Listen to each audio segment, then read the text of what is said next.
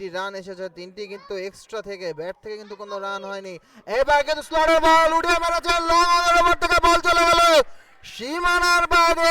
দলীয় 50 রান পূর্ণ হলো ব্রাদার্স ইউনিয়নের। 10 সরগরম।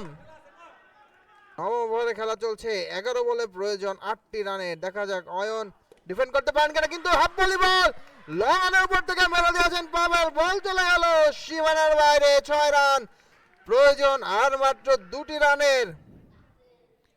লো স্কোরিং ম্যাচে আমরা কিন্তু একটি দুর্দান্ত এবং হাড্ডাহাড্ডি লড়াই দেখতে পাচ্ছি। পাভেল 6 মেরে বেশ উচ্ছ্বসিত। জয়ের দৌড়গোড়ায় রয়েছে ব্রাদার্স ইউনিয়ন। ফুল টস বল এবং বল চলে গেল পিছনে, সেই সাথে খেলার সমাপ্তি।